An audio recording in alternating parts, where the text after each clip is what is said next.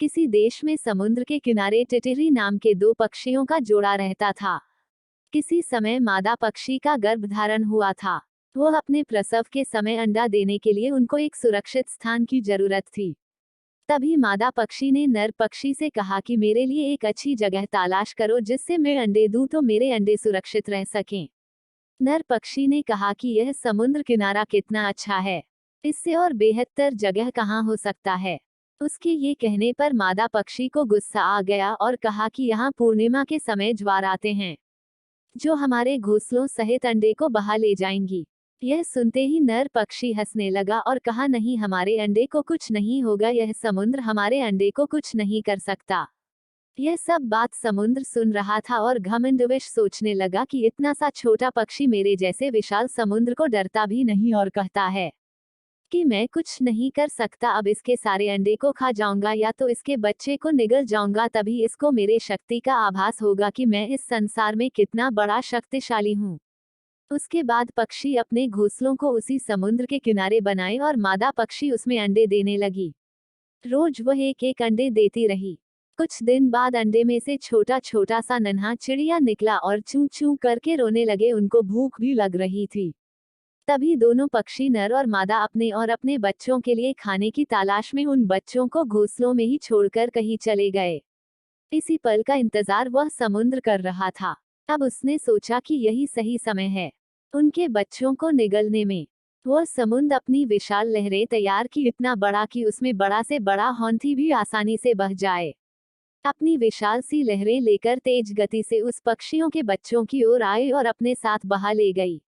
शाम होते ही जब दोनों पक्षियां आते हैं और देखते हैं कि उनका घोंसला और बच्चा दोनों गायब हैं, वहां की पेड़ पत्ते सभी बहकर समुद्र में समा गए हैं। उन्होंने ने समझ लिया कि बड़ी सी लहरें आई और अपने साथ बहा कर ले गई।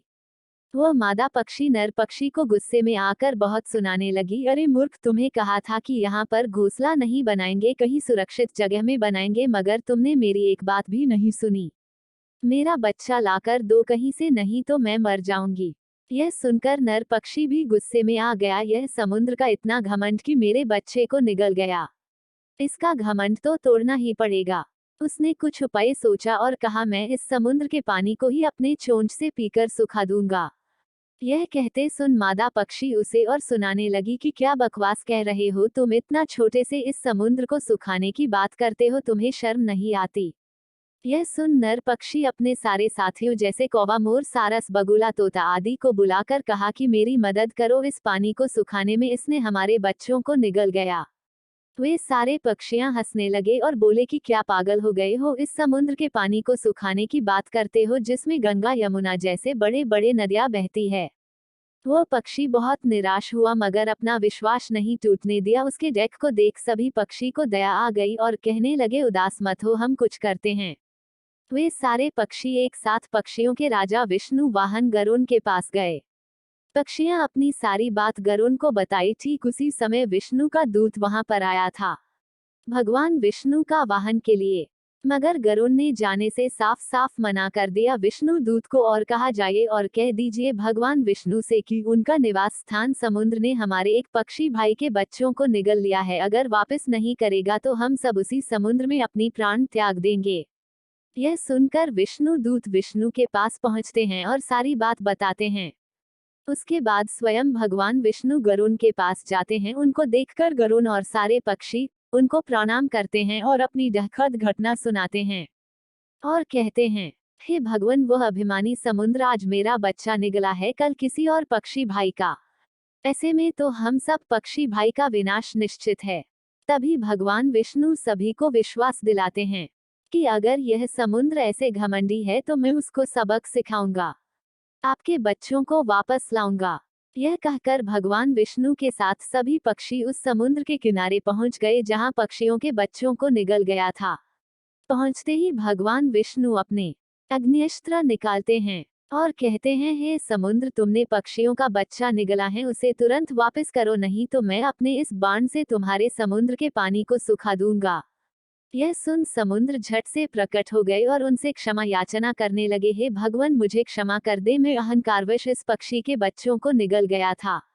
ये रहे बच्चे। आज से मैं कभी भी किसी को छोटा समझकर किसी निर्दोष पर अत्याचार नहीं करूंगा।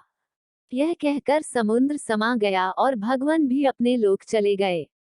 उसके बाद वे दोनों पक्षी अपने बच्चे पाकर बहुत खुश हुए और वहीं पर अपना घोंसला बनाकर रहने लगे। सिख, चाहे किसी के जीवन में कितनी ही बड़ी मुसीबत का पहाड़ क्यों न आए, अगर दृढ़ इच्छा शक्ति से ठान ले कि मैं कर सकता हूं तो दुनिया की कोई भी ताकत उसे रोक नहीं सकती। आपको हमारी यह स्टोरी कैसी लगी कमेंट करके जरूर बताना। अगर आपने अभी तक हमारे चैनल को सब्सक्राइब नहीं किया तो ऐसी अच्छी अच्छी कहानी सुनने के लिए हमारे चैनल को सब्सक्राइब करना, वीडियो को लाइक करना और मुझे सपोर्ट करना।